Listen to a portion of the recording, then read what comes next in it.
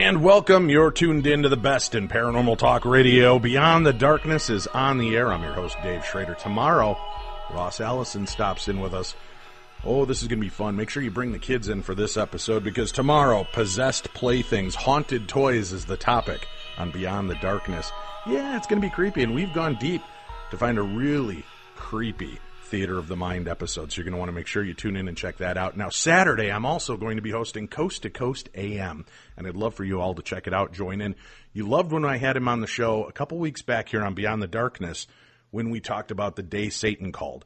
We're actually going to be doing this in a larger, longer format, and the phone lines will be open, so if you have questions for our guest, you want to know more about it, you can be a part of the show this Saturday, coasttocoastam.com/stations, and there you'll find all the stations, times, and areas that you can listen to the show. Or I encourage you to check out KNSI. That's the station right in St. Cloud, Minnesota I'll be streaming from, so you can actually click on it and stream the show live so you can hear it anywhere in the United States. All right, so go check that out, KNSI, bookmark that and take that with you, or check out coasttocoastam.com/stations. Tonight, we're going to talk about something I always find this fascinating.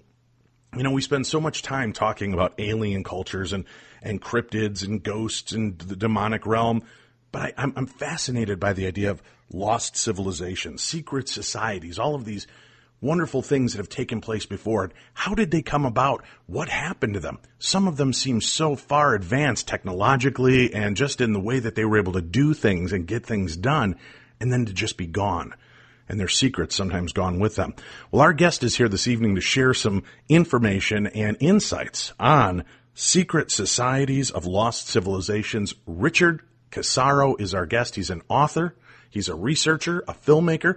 From New York City, he came to international recognition back in 2011 with his best-selling book, Written in Stone, Decoding the Secret Masonic Religion Hidden in Gothic Cathedrals and World Architecture. His 2016 book, The Missing Link, Powerful Evidence of an Advanced Golden Age Culture in Prehistoric Antiquity, provides further evidence for his discoveries. His travel and life experiences have provided him with rare insight into megaliths, mythology, magic, symbolism, comparative religion, and occult archaeology. And all of his research is meticulously referenced and cited to a very high academic standard, which is a rarity among this kind of work and genre. He is a lifelong explorer and field investigator, and he's recently opened his own tour company. We're going to talk to him about that a little bit later on in the show as well. Let's welcome to the show, Richard Cassaro. Thank you for joining us this evening, Richard. Thanks very much for having me on, Dave. It's a pleasure. So, can I tell people where you're talking to us from? Sure. Yeah, all the way from Spain. You're bridging this gap. It's great to be able to talk to you. You sound like you're sitting across the table from me. I love this connection. But you just had power out for the last couple hours, you were saying.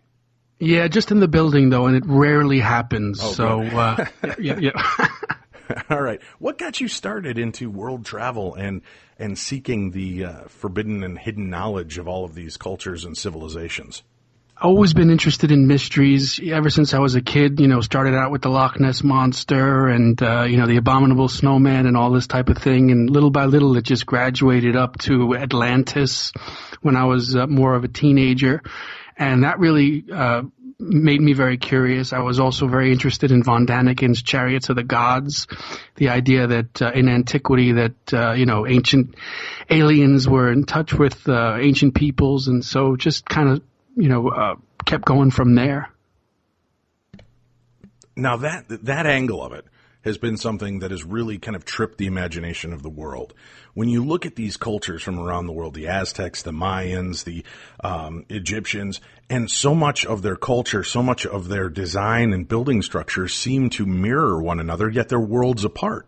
And there was, according to the stories we've all been told, no way for them to telegraph these informational bits of how to build these things and why they were setting things up the way they were, but it just seemed to kind of be a known fact, and this is how they did it. So many people, and if you watch the show Ancient Aliens, they'll have you believe that we had some help from universal overlords that were here teaching us this knowledge. Talk to me a little bit about that. I'm sure that having the fascination you just talked about, that had to be one of the first things that you kind of dug at to see if there was any truth or what you could find about that.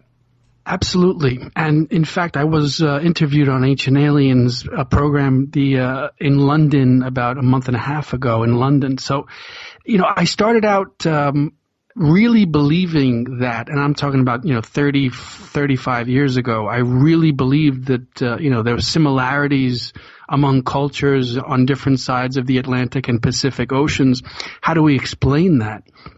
And I always thought that I would be able to find evidence that these cultures were in touch with higher extraterrestrial beings, the so-called gods. And that's what really, in the beginning captured my interest and my curiosity. But I have to say, I really was interested not in proving what I thought, but in finding the truth and for what for me is the truth. I really was curious to find facts and evidence and really took an academic and scholarly approach to it. And so over the years, with that said, Richard, let me ask you one thing then. Yeah, you go into it and you don't want to find your beliefs, which I think is fascinating. And that's what journalism should be, taking your beliefs and giving them the backseat and then just finding the truth of the matter and what is really going on out there. When you go in to look at this, can you logically see a thread that would, if pulled correctly, would make it look like we were getting extraterrestrial help? Or do you think that they are really stretching to put these pieces together and they might be forcing some round pegs into square holes? Yeah, that's really what's happening in my view, and I've been studying it for many, many, many years. And like I said, I started out, really believing that, but the evidence just took me far, far away from that conclusion.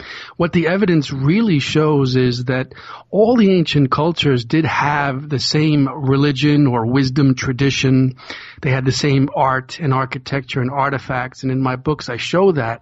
And so the idea that, these gods, for example, the god Osiris in Egypt, or the god Quetzalcoatl in Mexico, or Viracocha in Peru, these are the main, the deities of these cultures.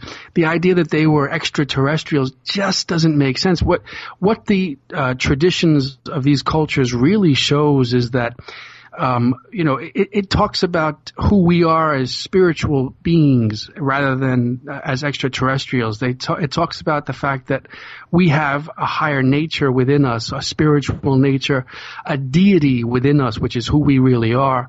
We've all heard the expression, we are spirits in the material world. That's really what these deities are talking about, this whole concept of you have to find the deity within yourself, and that's what Quetzalcoatl represented in Mexico. That's what Viracocha represented. That's what find the Osiris within you. And even in our modern religions, in esoteric Christianity, the idea is to find the Christ within. And you'll find that in all the occult books and the esoteric books that have come down to us, over time. So this isn't just an idea that we've had in the last 100 or 200 years. This is an occult tradition, an esoteric tradition that's been around with us for hundreds and hundreds and hundreds of years and known to kings, nobles, mystics, really of all ages. Well, all right. Let me ask you this then. If we look at the metaphysical aspect, one thing that they talk about is this universal mind, this global consciousness. They've even talked about the Akashic records, that there's this kind of world base of knowledge that exists, and it's just learning how to tap into that. Do you think there is something to that? And was it in finding their own inner God that connected them, and how these different cultures would represent the same imagery in their own way and the same building structures and the same kind of belief systems? Well, that's interesting. It's an interesting way to look at it. And I think, according to the occult tradition that I've latched onto and that I talk about in my books, the idea here was that there was a golden age in the remote past. And this is something that you find in Hinduism and in Greek mythology and Roman mythology. So, and not just buried somewhere. This is a major part of Hinduism. This is a major part of, Greek, Roman, even the Aztecs. A lot of cultures talk about the idea that in the remote past, thousands and thousands of years ago, there was a golden age. During this golden age, mankind was much, much more advanced than we are today.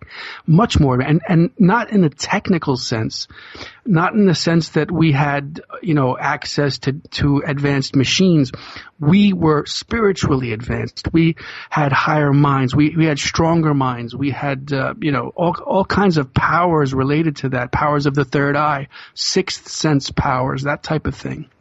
And so, according to this tradition of antiquity and of the esoteric, schools, the Golden Age fell into the Silver Age, and the Silver Age fell into the Bronze Age, and then the Bronze Age fell into the Iron Age, and pretty much what we're living in today is the Iron. The Hindus call it the Kali Yuga. It's the worst of all the ages. And when I started to really, many years ago, when I started to really believe that these teachings were correct, it really made a lot of sense, because we're living in a what I see to be a tough time, whereas when we look at that's a fascinating aspect, right? You're looking at the Golden Age, is this time when there was slavery, there was no air conditioning, there's no way to connect to the rest of the world. You kind of lived in your own little pods of people and belief systems and under dictatorships. And they consider this kind of the golden age of society. And then as we look now in 2017, many of us would consider, wow, we're finally in the golden age. Look what we can do medically. Look what we can do technologically. Look what we can do with all of the different opportunities that we have available to us. But you're saying that kind of the way history looks at us in the future and through time is that we are kind of, we're one step above the aluminum foil age, it seems like, right? Absolutely. We've fallen. It's the complete opposite of what we've been taught all along. We've fallen from the golden age. We've fallen through, what the Hindus called the golden age the Satya. Then we've fallen into the silver from there. That's the Treta. Then into the bronze, which is the Dwapara, and now into the Kali Yuga, and that's what we're in now. So what we're taught in school is that, we've risen from the apes, and we've pretty much evolved from cavemen into space travelers, and we're now at the pinnacle of our civilization. And what I've found with with these esoteric and occult traditions, and what the ancients themselves tell us, is the exact opposite is true. Our technology is masking the fact that we're in a dark age. We've fallen spiritually, and in that sense, we've fallen in the sense of not being psychologically aware of who we really are. We have amnesia of who we really are. Our spiritual true spiritual selves, our higher selves as they call it, the soul within. We're much more materialistic. We're living in a material age, and that's the technology aspect of it.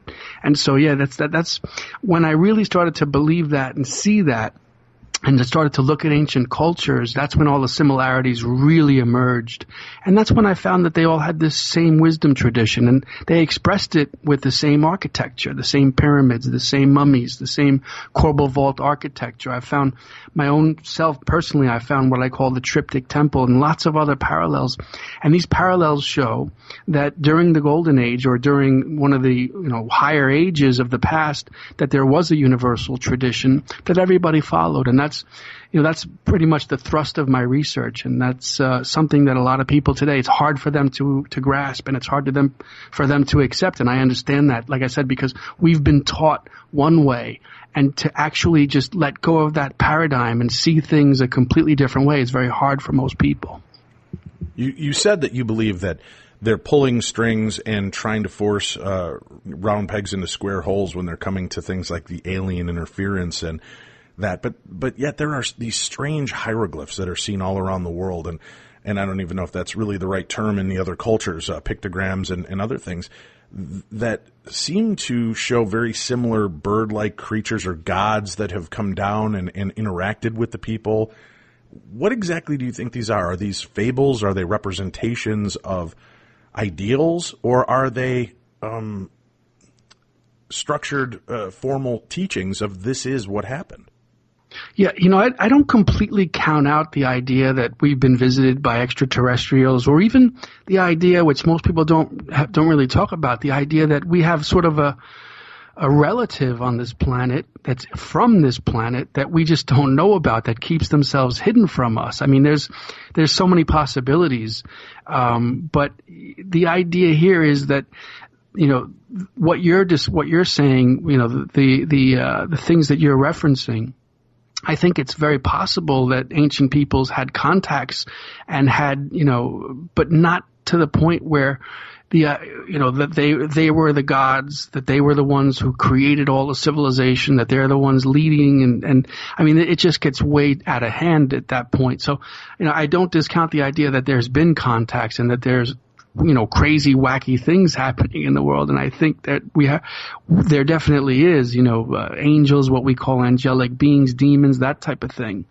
But, I don't think to the degree or the extent that it's guiding civilization or and having a major impact on our civilization. I don't see that, and I don't think it's not expressed in the esoteric or occult tradition, the secret societies. It's just not expressed in that body of literature, and so it's not something that I really talk about or think too much about.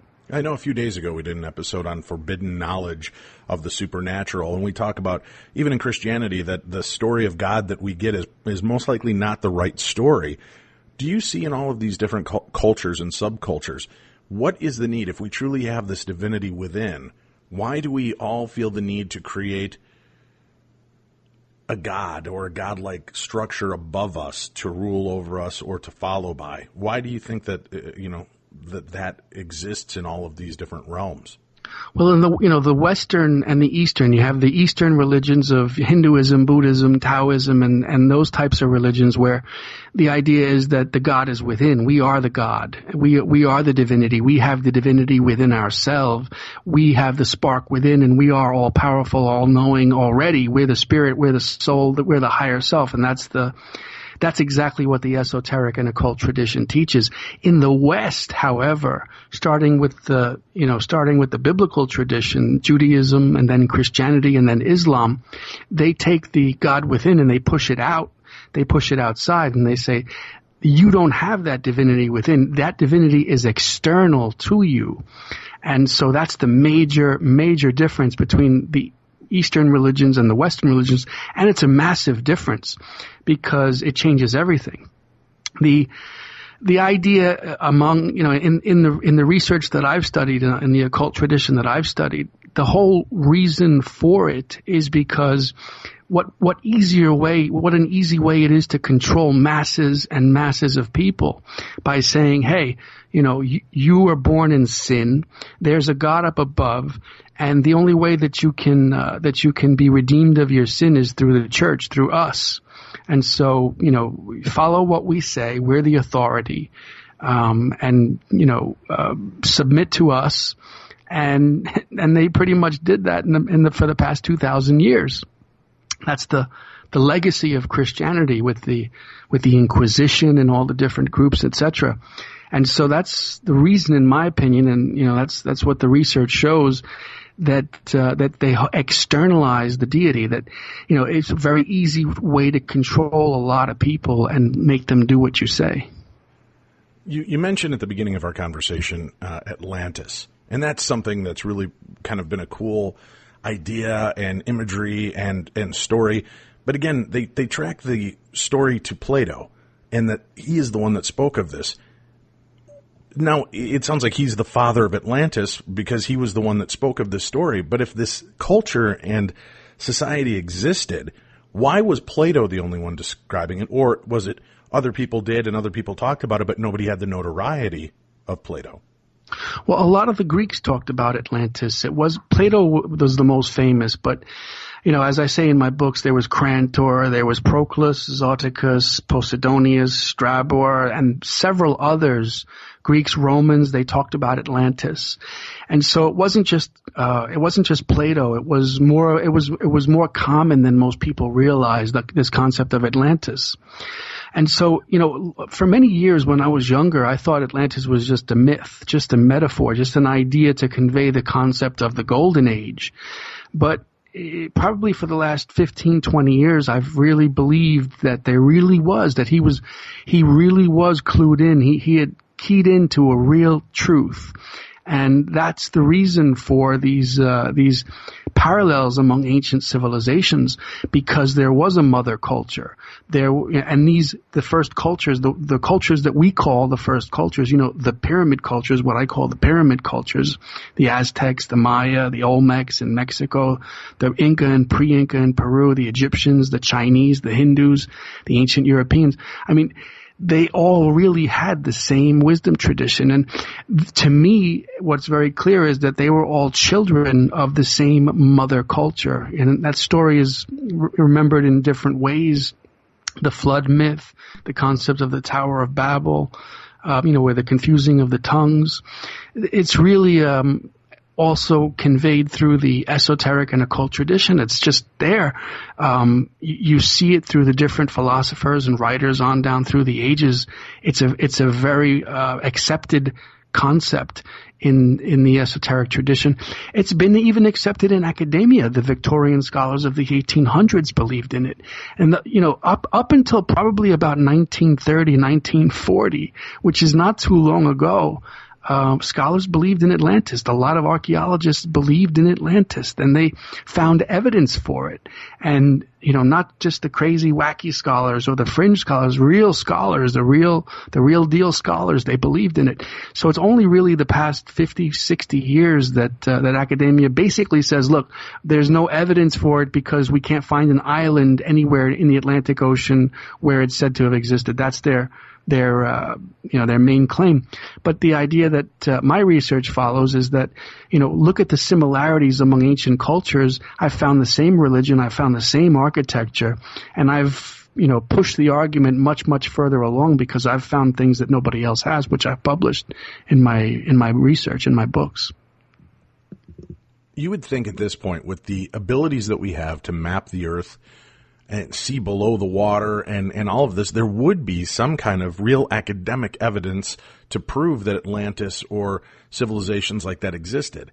You said that there has been. What can you point us to that would, at least get us on the right track to say, oh, yeah, there is that? We understand there are some cultures, especially near the oceans and along the coastlines, that have sunk and have been taken over by oceans and because of the polar shifts and everything. So we understand that some of that happened, but does that necessarily mean that an Atlantis existed?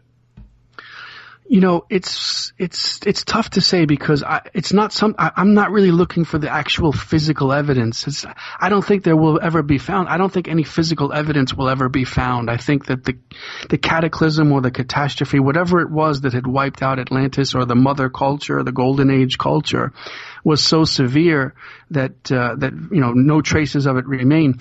What I think that we do see is among the ancient cultures that do exist, like, for example, in Peru, we see architecture that is amazing and that shows us that it was not created by ordinary men. It was not created by ordinary people.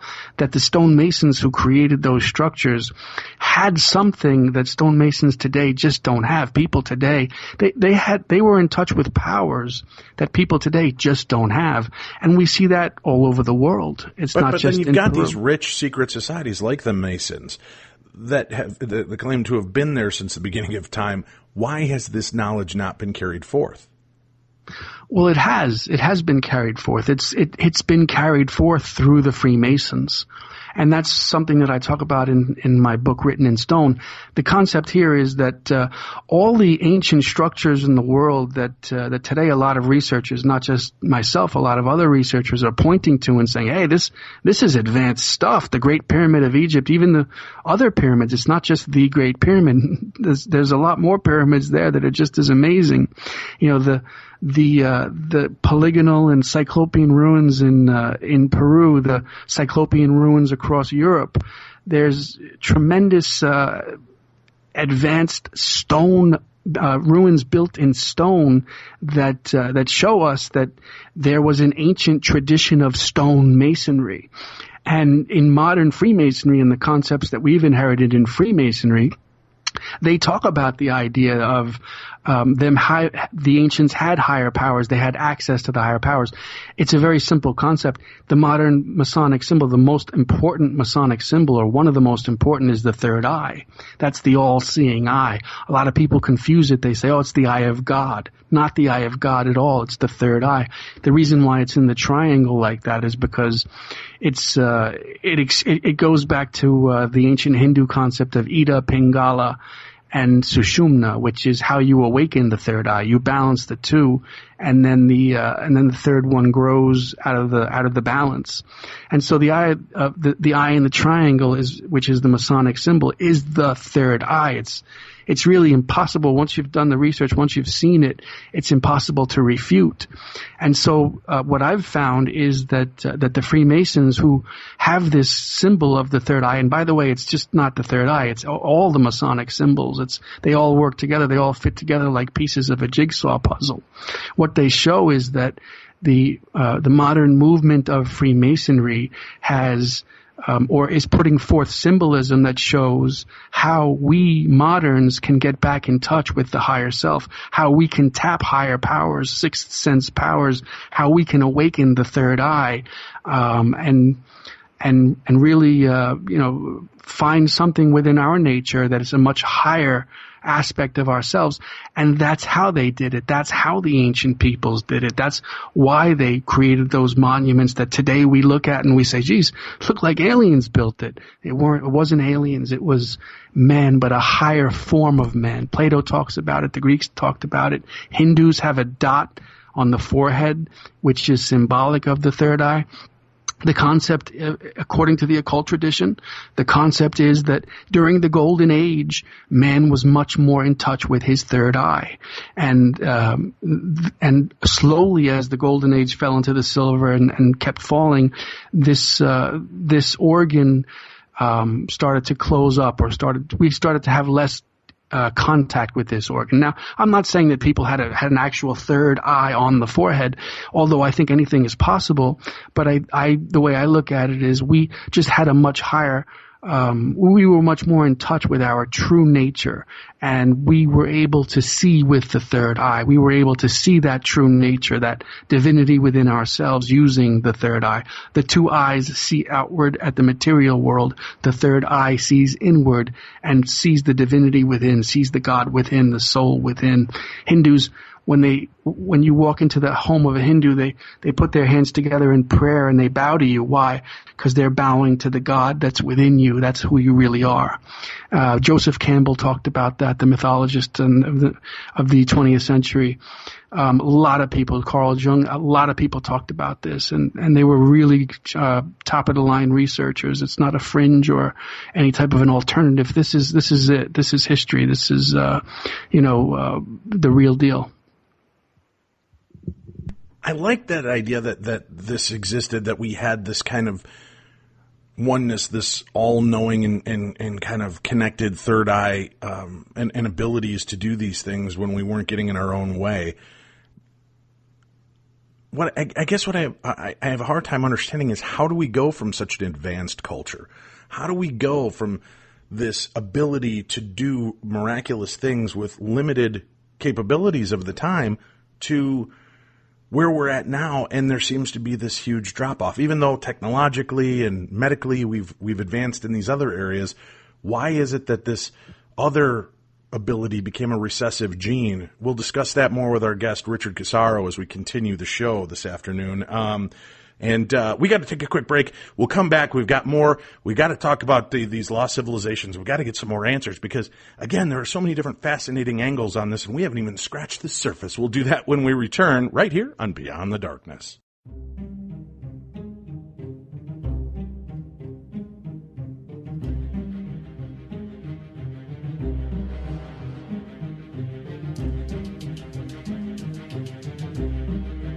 Beyond the Darkness.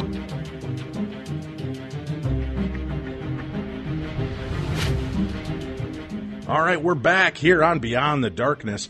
Richard Cassaro is our guest this evening.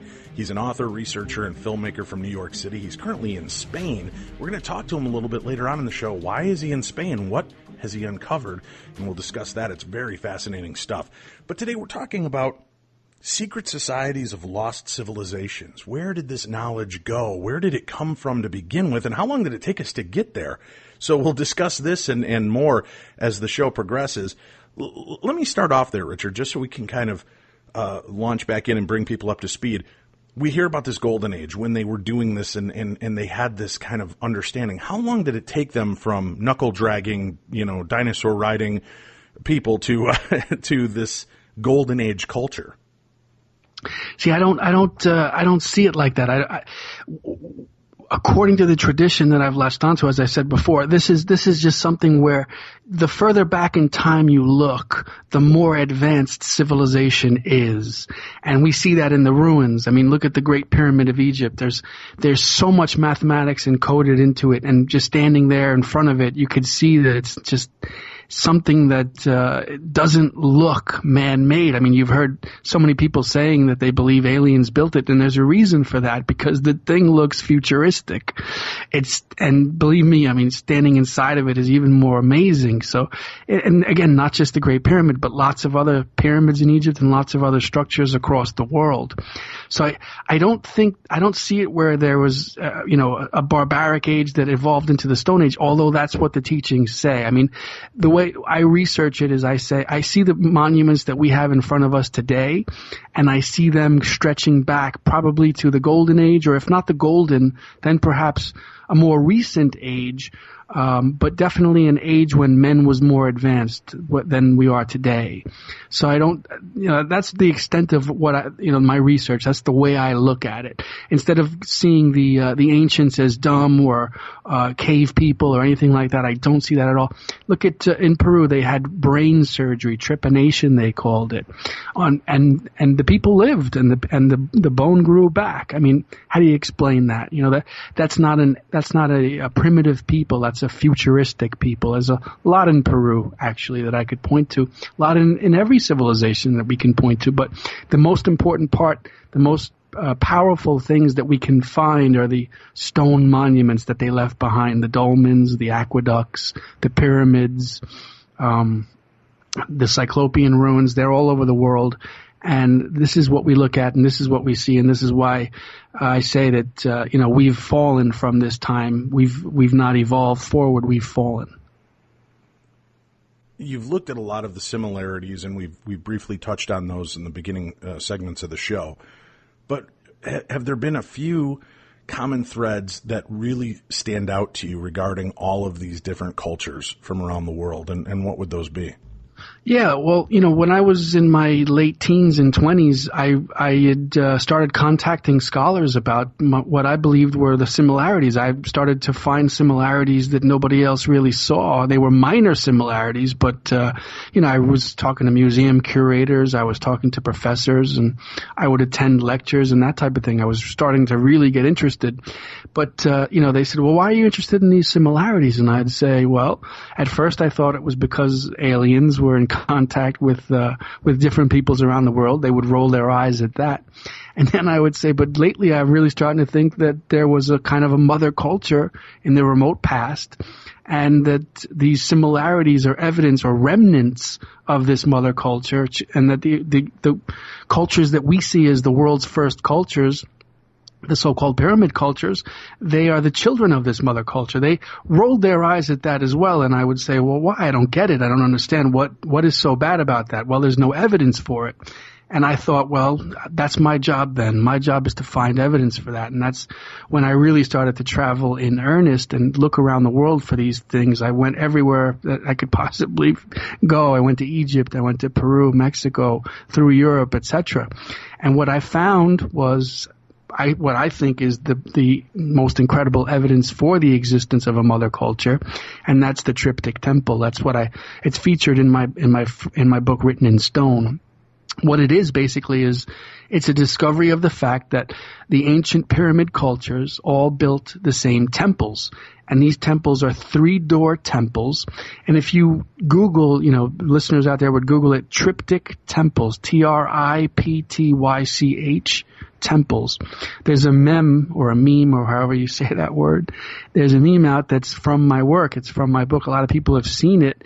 But they don't know it's where it comes from. That's me. That's my work. That's my discovery. It's the fact that ancient cultures all over the world, from Egypt to Peru to Mexico, China, India, they all built these 3-door temples. And what it stands for is the idea that we are spiritual beings, that the number 3 is actually a very important and powerful Masonic number. It stands for what's called the balance of the opposites, the reconciliation of opposites, the reunion of opposites. The idea here is that in Latin it's called coincidentia oppositorum. What it really means is the ancient yin-yang, for example. Everything in creation is made up of a duality. Light is opposed by darkness. Good is opposed by evil. There's man and woman, up and down. There's the whole world, the whole physical world, creation itself is made of opposites. And this is something that you'll find in every single ancient culture, bar none. The Greek philosophers talked about it, the Hindus, the Buddhists, everybody. This formed the foundation of every ancient culture, religion, cosmology, and everything. So the world itself, the physical world, creation, is made of light and dark. It's represented by the sun and the moon. But in the middle of this, there's a bigger door. These dualities, these opposites are symbolized by the twin outer doors of the triptych temple. The 2 outer doors are kind of the same size, whereas the middle inner door is wider and larger. That's the source. That's the spiritual source. Whereas the duality is a physical manifestation. The outer twin doors are a physical manifestation. The inner centered door is the idea that we've all come from a spiritual source. A very cool thing here, many years ago when I was standing in front of Rockefeller Center in Manhattan, and if you Google Rockefeller Center, you'll see it's where they put the Christmas tree every year. There's a massive triptych there. On one side, on one of the doors is a woman, the image of a woman. On the other side is the image of a man. That's the duality. Then in the middle door, which is taller and wider than the 2 doors flanking it, the middle door is an image of a god, the deity, the source. That's a very powerful image. Whoever designed that knew exactly what the triptych means. And if you look very closely, that deity has a Masonic compass in his hand, in his right hand, thrust downward. And so there's evidence right there of not only the fact that the triptych is a powerful and important discovery for antiquity, but also that the idea has been passed on through the ages and has reached us today. I also found the triptych in all the secret society headquarters. If you Google Skull and Bones Crypt in New Haven, Connecticut, you'll see the triptych right in the encoded in the doorways. The Knights of Pythias triptychs all among their lodges and halls and temples. Almost every Masonic temple has a triptych in some way. Usually it's right in the front, built into the architecture. Most secret societies, the Shriners, they have, and their headquarters and their halls and lodges are built with triptychs. And so that's evidence of the fact that these secret societies have inherited the ancient universal religion of the triptych temple that was once shared by all the pyramid cultures on Earth. And that's all. I talk about that in my book, Written in Stone. And that's the evidence that I found, as a result of my travels. And to me, that's it's very solid evidence. It's very academic. It's very pure evidence. It's very difficult to refute that evidence once you see it and read about it and look at it. The God self icon you talked about as well. This creature, I don't know what you want to refer to it as, this icon itself, does it have universal, how do I want to say this? Does it have a universal look to it as well from culture to culture, or do they all have a different look but same representation of it, if you know what I mean? Yeah, I published a chapter on the God self icon in Written in Stone, and my latest book, The Missing Link, is actually, I fleshed it out in The Missing Link. What the God self icon is it's a representation of a human being, usually facing forward with arms outstretched and there's parallel objects being held symmetrically in each hand. And this is what I call the God self icon. This figure is present in every ancient culture. I can't think of one ancient civilization that doesn't have the God self icon representation. And in many cultures, especially in Peru and Egypt, it's one of the main symbols. Well, that almost sounds like the triptych, right? You've got the main center is the opening, then you've got the two dualities on each side. It's grasping those different dualities. That's exactly right. That's exactly right. And in the occult, the right side of the body, your right hand is the solar, the sun, the yang side of you. And the left hand is the lunar. It's the yin side of you. It's the darkness. So the right side is the sun, the male, the light, et cetera, et cetera. And the left side is the moon, the dark, and the female, etc. And so the idea here is when you outstretch both hands like that, you're showing that you yourself, your torso, your head, your spinal column, that's the center. You are showing that you are a centered being and that you have found your center. You have transcended the material world. There's a lot more to it. I'm just giving generalities here, but it's an icon that shows that you have transcended duality. You have found your balance point. You found your center within. You know who you are. You've remembered yourself. And you no longer have the amnesia that is so prevalent these days in the Matrix times, I guess you could say. But yeah, the God self icon present in every single ancient culture. And I show that in the missing link. It's an incredible it's really an incredible discovery. Any other similarities between the images, aside from the God self in the center holding the two dualities? Well, usually they hold serpents. Okay. I'd say like 60% of the time they hold serpents. They also hold lions, twin lions. And the key is they're held symmetrically. It's almost like a mirror image side to side. And that's to show that just like yin and yang are mirror images, just like the night and the day are mirror images of each other, the sun and the moon. In Freemasonry, the Jachin and the Boaz pillars, there's two columns. One of them is the Jachin column. It's topped by the sun. And to balance that out is the so-called Boaz column. It's topped by the moon. And in between them, on many tracing boards and on a lot of Masonic symbolism, in between them is the third eye. And that's how you awaken the third eye. You balance the opposites to find the center. It all plays in together. It all fits in like a jigsaw puzzle. And it's not, once you recognize it and once you read about it and look into it, all the symbols start to make sense.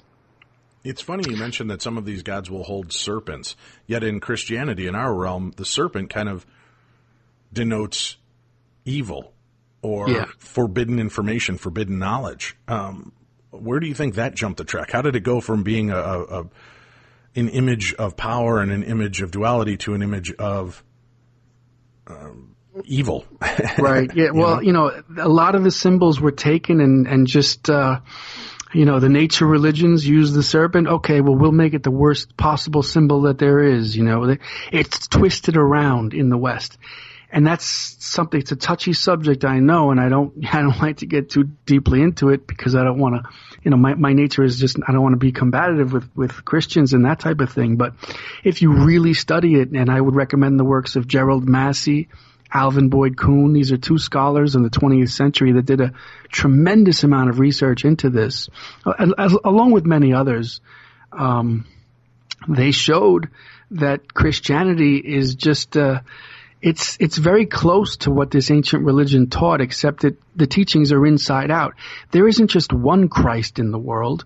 Every single one of us is Christ, and every single one of us needs to find our Christ within. And so, it's in some way, the teachings are there. It's just that they have been turned inside out, or the wires have been crossed. And so it's very difficult for somebody who's not aware of the esoteric or occult tradition to look at Christianity and see it as being legitimate, or see it as being a way that you can actually find who you are or tap higher power. But if you do know the teachings, if you do know what these ancient cultures were talking about, then you can easily see in Christianity, or what we call esoteric Christianity, the truth.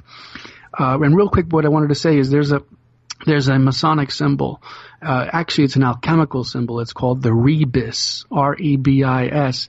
And that's a modern manifestation of the God Self icon. It shows a human being with two heads, a male and a female head, and that shows the balancing or the uniting of the opposites. And the arms are outstretched. In one hand, and the right hand is the symbol of the Masonic compass with a sun, and in the left hand, which is the female hand, there's a symbol of the Masonic square with the moon. And that's what I use as evidence to show, in part, evidence to show that the God Self icon with two arms outstretched are symbolizing, the two hands are grasping opposites. And I think that's tremendous evidence and really irrefutable if you see what the symbolism stands for.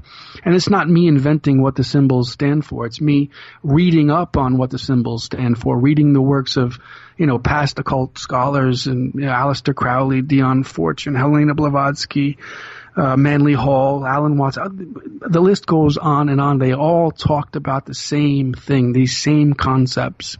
And so what I do is just, I show the symbolic, I show how these symbols are proving what these past scholars are saying, past authors and past researchers are saying. Just thinking about this, as you talked about this kind of center God-like self, the serpents on each side and this kind of universal imagery, it reminds me of the caduceus, the medical staff of healing, right? The when you think of doctors and prescriptions, it's that staff with the two serpents intertwined and then on each side of the staff itself. That's exactly right. That's exactly it. What the twin serpents are the twin doors of duality of the triptych. They're the two serpents that are being held in both hands by the God Self icon, and the staff itself is symbolic of the middle door of the triptych, the trunk of the human being who's found his balance, the torso and head of the human being who's found his balance. It's actually a symbol of the spinal column. In Kundalini Yoga, the idea here is that when we balance these twin serpents or the twin energies on our left and our right, one of them is called Ida, that's the female, the yin. One of them is called Pingala, that's the male, that's the yang. When these twin energies are put into balance, it awakens what's called the sushumna, or it allows the sushumna to be activated, and that's the spinal. It goes along the spinal column, and the energy goes from the pelvis up through the chakras and into the forehead to awaken the third eye. Again, we're back to the third eye, and this is exactly what Freemasonry is all about. This is the underpinning. This is the main thrust. And there's more to it, of course, but, right. If you really want, in my opinion, 60 to 85 or 90% of the teaching, that's it right there. It also brings to mind, isn't that very famous imagery of Samson, right? Standing between the two pillars, pushing them apart?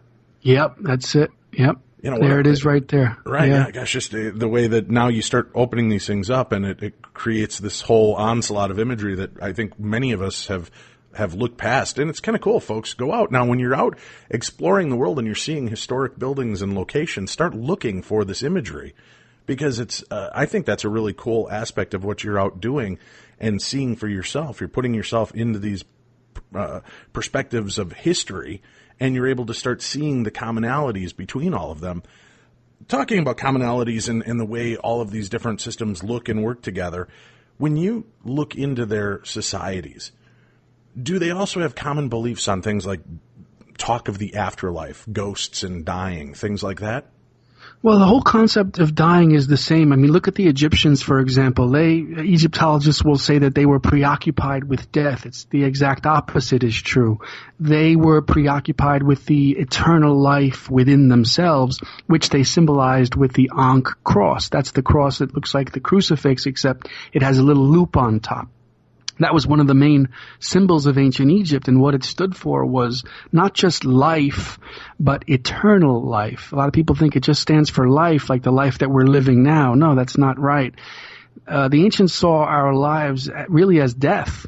And the eternal life is the true spirit within you that was never born and never dies. A commonality that you'll find in modern esoteric thought is that we're all sort of living a dream right now. This is the material world, because it's changing, because it's constantly changing. Yin is converting itself into yang constantly, and yang is going back to yin. There's this constant shuffle back and forth between the opposites. According to this teaching, this means that the material world that we live in is not really real. It's not a reality. Reality then must exist in some other order of being. There must be a source where this has all come from, where the material world has come from, where we've come from. And so that's the idea that is the underpinning of all the ancient religions, that we all have a source, and it coming up from within us, and that's the soul within us. That's the spiritual. It's not the material part, it's the spiritual part. The spiritual is the older part, the reality part, and the material is just sort of the lower part, the changing part. And that's what's common in all the ancient cultures. So when we die, it's like the dream ends. I like the way Alan Watts put it. He was a philosopher of the 20th century, and he talked about the idea that we are God's dreaming, because we are omnipotent and omniscient beings, and we have eternity on our hands, and what do we do with it? So we have dreams. And he says, well, what would you do if you were an omnipotent and omniscient being? You would have and you could dream anything that you wanted to dream every night. He said, well, in the beginning, you'd probably dream that you would have all the gold in the world and all the material possessions that you would want, all the sensual possessions and everything that you would want. He said, but after a while, you'd get tired of that, and you'd want something of a thrill or an adventure. And then you would dream that you would have some type of thrill and adventure. And he said, as you would continue on, you would probably get tired, because you'd know it's a dream and you could just wake up. But after a while, you would say to yourself, I'm going to have a dream where I don't know it's a dream, where I don't know what any of this is about. And he said, you get further and further along until you have these types of dreams where you just completely forget that you're a deity. You completely forget that you're omnipotent, and you're just in it for the adventure and the fun and the thrill of not knowing what's going to happen. And that's what life is, according to what he says. And really what he's done with that idea is he's brought into the modern world a very ancient idea that's found in Hinduism, which is that we are God's dreaming. And so and in order for there to be, the dream has different parts. There's a golden age, there's a silver, there's a bronze. It all works in together. And the golden age is the longest part, and it's the most beautiful. And then there's the silver age, which is not as long as the golden age, and it's not as beautiful. And then, things get a little bit hairy in the bronze age, and it's a very short part of the dream. And then there's the final, the Kali Yuga age, which is the shortest and the most violent of the ages. And that's what, according to what the Hindus tell us, is the age that we're living in now. And so you see, it all works together. And if you look at what the ancients talked about, a lot of them had the same concepts. The material world is not real. We are the divine beings who are making this all happen through our own omnipotence and omniscience. This is what really Carl Jung talked about, what Joseph Campbell talked about. It all fits in together. All the true occult authors and the true esoteric authors, you'll find the same theme. And again, what they were doing was they were echoing the ancient cultures. This is what the ancients believed and talked about and wrote about in their myths and in their cosmologies, religion, etc. When you visited any of these locations, have you ever had something you would consider to be a supernatural experience? Absolutely. I was just in Italy about 3 or 4 months ago. Also here in Spain, I have a video online on YouTube that I did about Tarraco, Spain, the Cyclopean ruins. And they have chambers. There's chambers, what look to be chambers. They're access points into and out of the ruins. And, when you're in those chambers, you feel something very, very powerful. I felt an uplifting. I felt an uplifting of consciousness. I felt like a transcending. I felt very calm, very relaxed. I felt like almost like the onset of a drug or a buzz. And it just was a very peaceful feeling, it was an uplifting, and it seemed to me that these chambers were charged magically, charged with some type of a spiritual energy or a power. And it's just very difficult to explain, but you feel almost an ancestral love, almost like your grandparents had built that for you, and they did that because they loved you and because they wanted you to feel that feeling, that sensation, that higher uplifting power. I felt it in different places as well, not just in the Cyclopean ruins.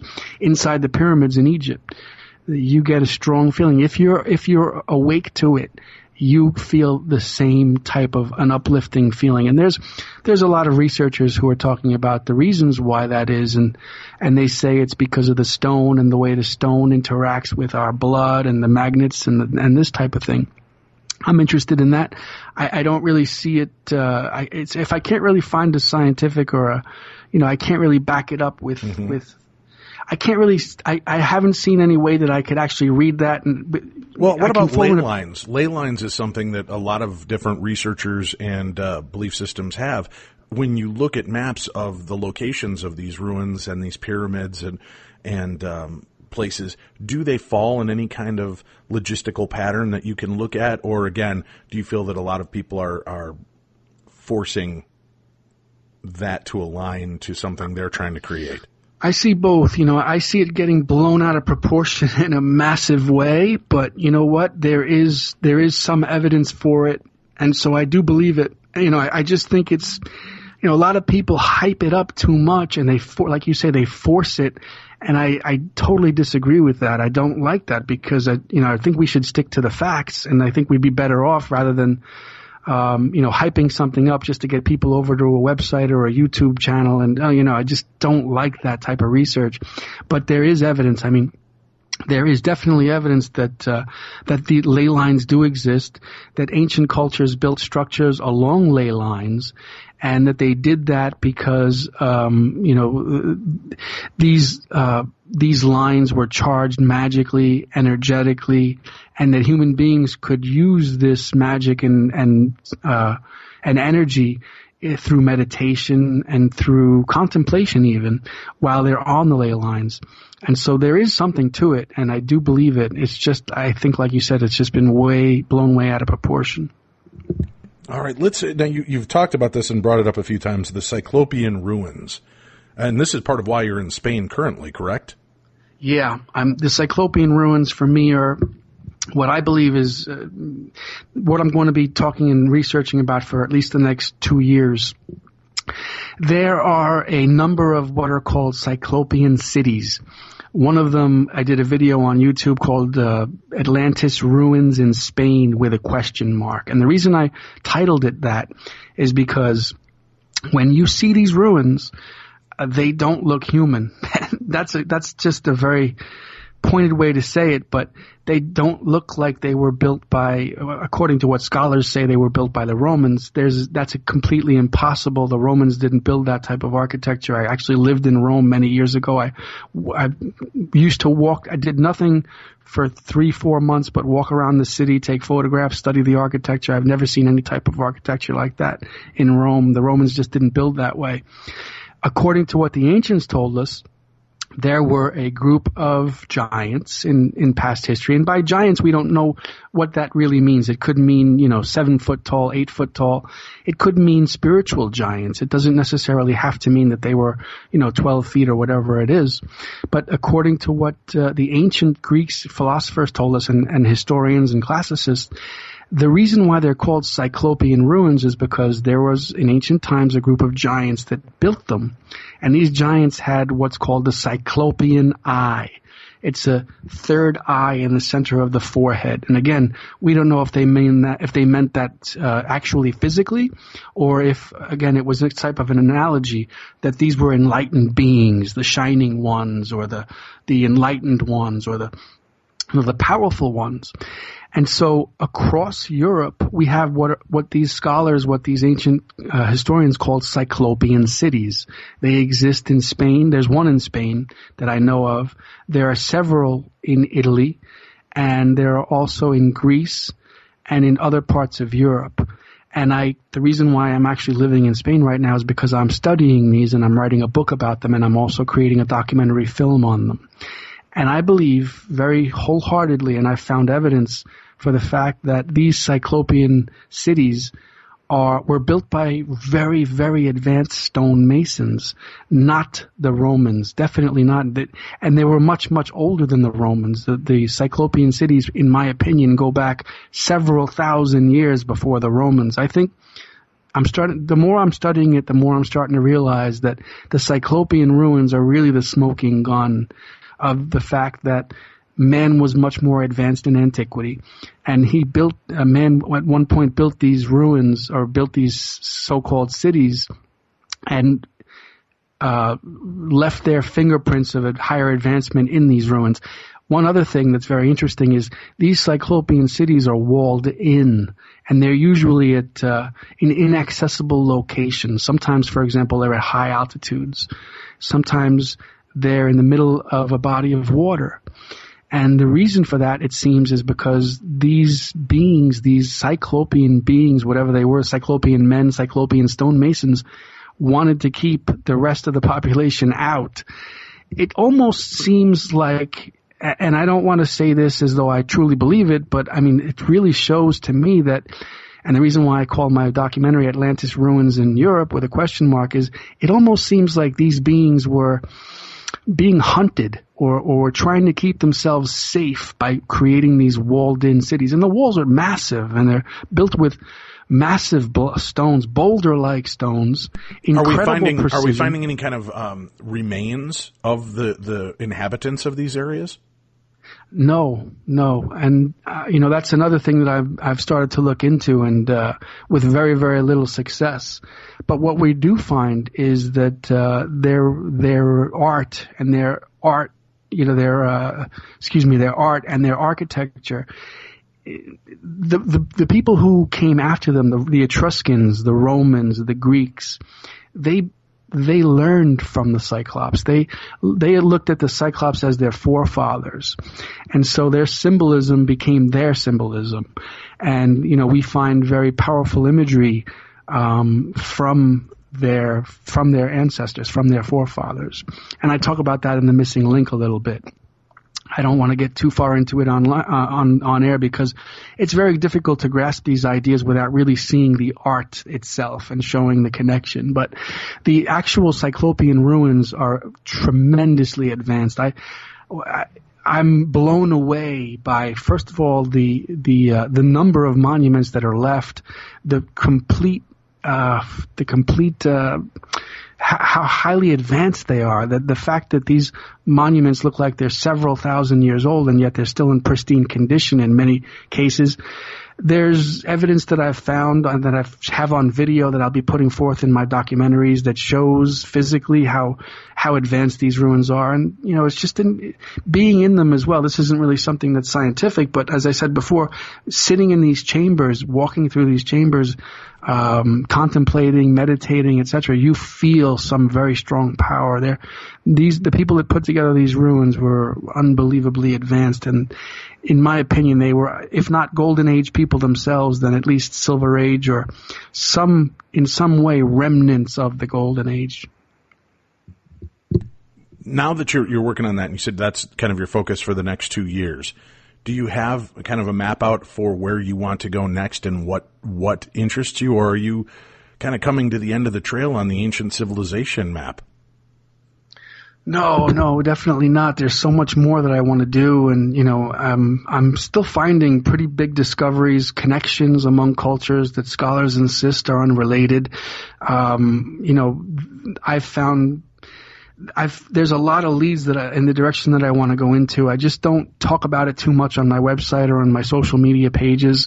I just want to keep that to myself for now, just because I don't want to put forward information until I'm more sure of that I know what I'm talking about. I don't. Wow, that's refreshing. Holding on to releasing information until you know what you're actually discussing. Well, exactly. I can't thank you enough. I mean, it's been fascinating to talk with you, and we'd love to have you back more as you continue to uncover more of these secrets and parts of our history that we've forgotten about. And for God's sakes, if you find Atlantis, would you at least give me a call? I definitely will. You got a promise there. All right, Richard. We'll have a link up to Richard on our website, and you can find it right there at the Beyond the Darkness page. You can also find it on iTunes and at podcast1.com. with the explanation of today's episode. Thank you all for tuning in. Remember, tomorrow, Possessed Playthings. We've got Haunted Toys we're talking about with Ross Allison. For Tim Dennis, I'm Dave Schrader. Special thanks to our guest, Richard Cassaro, this evening for talking with us about the very cool and interesting histories of secret societies of lost civilizations. That's it for tonight, folks. We'll be back tomorrow with more Beyond the Darkness.